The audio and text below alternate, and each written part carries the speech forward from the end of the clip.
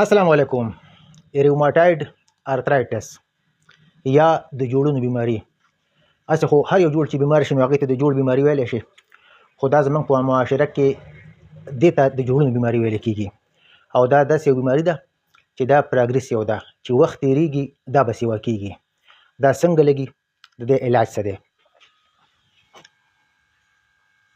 ورونو، الله تعالی چې انسان جوړ کړی دی نو دا د انسان د ګوتو اډوکي دي، واړه جوړونه دي. دا عموما دا د دې نه شروع کېږي. د دې نښه څه وي چې دې لومبی اپیرنس چې کېږي نو دې اټیک چې کوي نو دې ته وایي چې بایلیټرل سایمیټریکل جاینټ.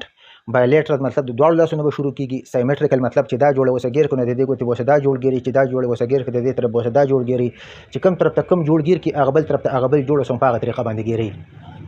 لومبی شروع د ورکوټي جوړونو نه وشي، د دې وړو وړو جوړونو نه. لومبی علامات دی چې انسان سر کې راپاسي نو د ده به دا واړه جوړونه ټول نښتي. په زنانو کې د سړو په مقابله کې ډېر دی، 2 زنانه 1 سړی، 65% تقریبا چې په زنانو کې ډېر دی. په دې کې چینجز څه راشي؟ زه به د دې نه یو ګوته به زه جوړه کړم دې ځای کې ستاسو د وړاندې د یوې ګوتې جاینټ. انسان چې الله تعالی جوړ کړی دی نو دا د دې ځای پورې هډوکی دی او د دې کې د دې ځای پورې چې کوم دی نو کرچ یې پرې چړاو کړی دی.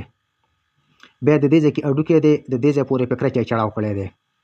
بیا دې ځای کې دې سر ته هډوکی دی نو د دې هډوکي په دې سر باندې کرچ دی، د دې هډوکي په دې سر باندې کرچ دی، د دې منځ کې ورکوټ سپیس دی. ما دې ځای کې سپیس رانه و، زه بیا اوس بیا رالم.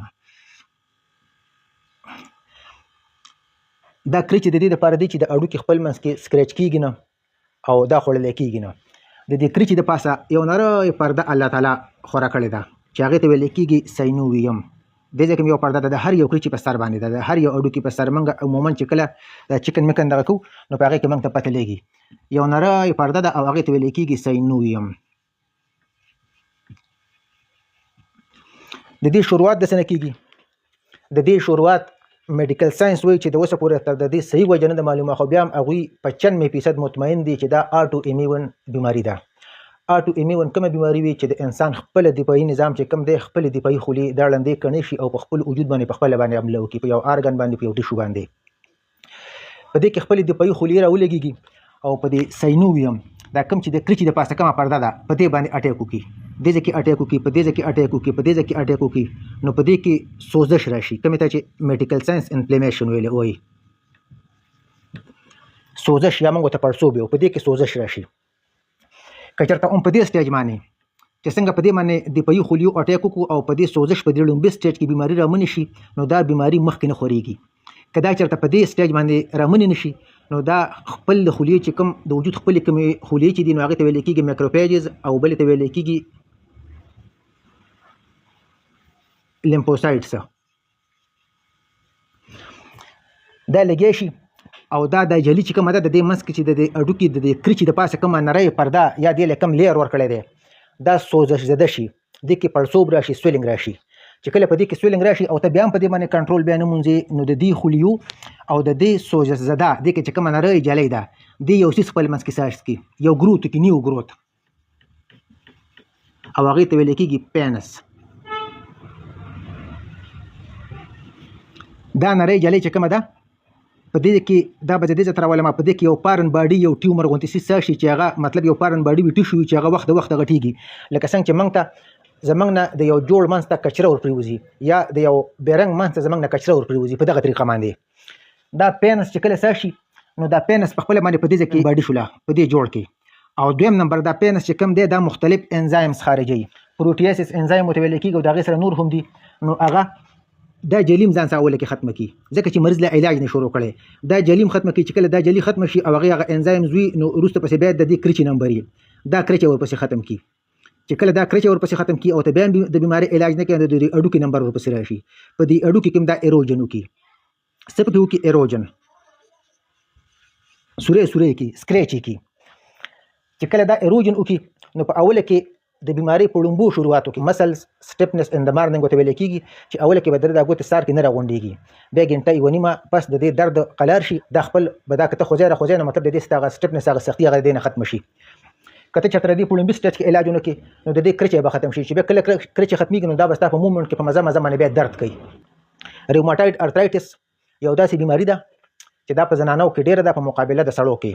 شروع د دې نه کېږي چې سار کې به دا واړه جوړونه چې دي دا بنښتي وي او سار کې زنانه عموما پتیله راغلي یا پیالې راخلي یا مطلب کچن له ورځي نه چې دوی راخلي هغه نو هغه څیز د نیمې ګنټې دپاره د 40 منټو لپاره دوی د خپلې ګوتې نشي خوځولی. په دغه وخت کې د خویندو له یا د لوڼو له پکار دي چې دوی خپل علاج وکړي.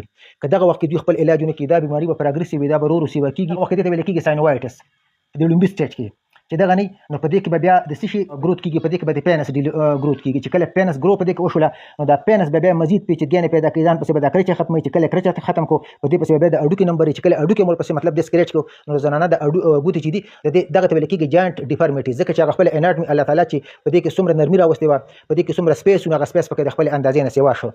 نو دا هسې هم پراګریسیو ده. نو چې کله دغه سټیج ته ورسېده نو په دغه وخت کې په دې کې څه نه کېږي. په کار څه شی دي؟ په کار دا دي چې څنګه لومبی علامات زنانو ته شروع شي یا سړو ته شروع شي نو په کار دا چې دوی د مخ سره متعلقه ډاکټر له ورشي او ورته ووایي چې مطلب زما تشخیص ماته دا مسله ده. نو د هغې دپاره به خپل ټسټونه دي چې هغې ته یو ته ویل کېږي آر افیکټر، یو ته ویل کېږي ای اس آر، یو ته ویل کېږي پول بلډ کاونټ، یو ته ویل کېږي سی آر پي، او د دې نه علاوه نور هم پسې بلا ټسټونه دي. ایکس رې به ورته هغوی وکړي، ډاکټران به ورته ایکس رې وکړي، ایم آر آی کې ضرورت هغوی به ورته ایم آر آی وکړي.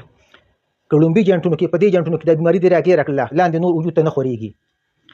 که په لومبي سټیج کې دا بیماري راګیره شوله فرض کې ساینووایټس شوی دی او د مریض د بیماري راګیره کړله نو د بیماري به مطلب په ځای باندې ایسته ودرېږي، مخکې به دا ګرو نه کوي، دا به مخکې نور پراګریشن به د دې نه کېږي. که فرض کې دغه نه په دې دویم سټیج کې راګیره کړله چې دا کرچ هم نه دی خراب شوی، فرض کې مطلب دا کومه پرده چې دا یا د جلي چې دا خرابه شوې ده خو دا کرچ نه ده خراب شوی، په دغه ځای کې به بیا د دې څه نه څه موشن به د دې سلو شي. او که دغه ځای کې رامنې نه کړله نو بیا به د دې جاینټ ډیفارمیټیز شروع کېږي او جاینټ ډیفارمیټیز کې بیا داسې وي چې بیا انسان ځان له پیالۍ یا مړۍ ډوډۍ دا هم بیا ځان له خولې نه نشي وړلی، دغه مو ته مشکل وي. څه به کېږي که فرض که دا قسمه مسله تاسو ته پېښېږي الله تعالی مه کړه د مخ څه ارتوپیډک ته او په دې کې به دا نه وایي چې ما دوی استعمال کړله او به زه اوس ښه شومه بس دی، دا لایف ټایم چلیږي، ټول عمر دا چلیږي، ټول عمر به د دې دوایان استعمالوي. په دوایانو چې کوم منیجمنټ دی د دې نو په دې کې چې کوم لومبی څیز دی نو هغې ته ویل کېږي ایمونوسپریسنټ. ایمونوسپریسنټ کې میتوټکسیډ پکې ډاکټران ډېر زیات ورکوي، دا پکې ډاکټران ډېر زیات ورکوي. د دې سره پکې سایکلوسپورین دي، ایزاتایوپرین دي، مختلف څیزونه پکې دي. په دې کې به ستا دفاعي نظام چې کوم دی د دې نه به د دې هغه جارحیت به د ایمونوسپریسنټ ختم کړي او دفاعي نظام ته وایي چېرته له شانتې په قداره معنی کېده. د دې سایډ افیکټ هم دي خو بیا هم محفوظ دي په مقابله د دې کې چېرې تا له د بیماري څونه نقصان درکوي. یو څیز په دې کې بل دی چې هغې ته ویل کېږي ډیزیز موډیفاینګ انټي ریوماټایډ یا انټي رومیټک ډرګز. په دې کې ایچ سی کیو پکې عام طور استعمالېږي، ډاکټران پکې هغه ورکوي. د ایمونوسپریسنټ مقابله کې د هغې ټاکسیسټي یا د هغې نقصان یا د هغې په دفاعي نظام باندې چې کومه پاور دی د هغې سپریس کوي نو د دې اثرات لږ معمولي غوندې کم وي. ایمونوسپریسنټ د دې دواړو خپل منځ کې یو بل سره تعلق شته خو دا ایمونوسپریسنټ چې دي دا لږ شانتې اګریسیو دي په دفاعي نظام باندې او دا لاندې چې کوم څیز دی ایچ سی کیو وغیره د دې څیزونو اثرات په دې باندې معمولي غوندې کم دي. خو د ایمونوسپریسنټ د دفاعي نظام هغومره څېړنې لکه څونه چې ډایرکټ ایمونوسپریسنټ څېړي دواړه دي د یو ګروپ سره ده. د دې نه علاوه چې کوم دي نو په دې کې سټیراید استعمالېږي، دا به د ډاکټرانو په دغه باندې تاسو استعمالوئ. سټیرايډز پکې استعمالېږي او اناسایډز پکې استعمالېږي لکه آیبوپروپین شولو، نپراکسین سوډیم شولو، پراکسین چې ورته موږ وایو، پروبین شولو.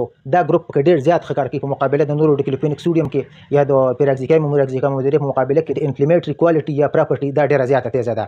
نو ډاکټران پکې خصوصا سلبکس ورکوي، نپراکسین سوډیم پکې ورکوي، آیبوپروپین پکې ورکوي. د دې خاندان سره چې کوم دوا تعلق ساتي هغه پکې ورکوي. کوم مشرانو ته کوم انزولو ته الله تعالی مکه دا قسم بیماری راځي نو کوشش دا کوئ چې د دې سیزونو سره ګپ مه لګوئ. کدی کې تاسو یو پر دې بیماری جان ډیفرمیټیز ته ورسولې نو بیا ژوند ډېر زیات مشکل کی. نیکسټ ټاپک ما په اسټیو ارترایټس باندې وي ان شاء الله العزیز، یا به د ماشومان بیمارو کې یو بیماری وي. ملاقات به ضرور کیږي 4 ورځې پس یا 15 ورځې پس. وګورئ چې پیج 100 کې فالو ورته ورسیږي. ښه اجازه درنه غواړم.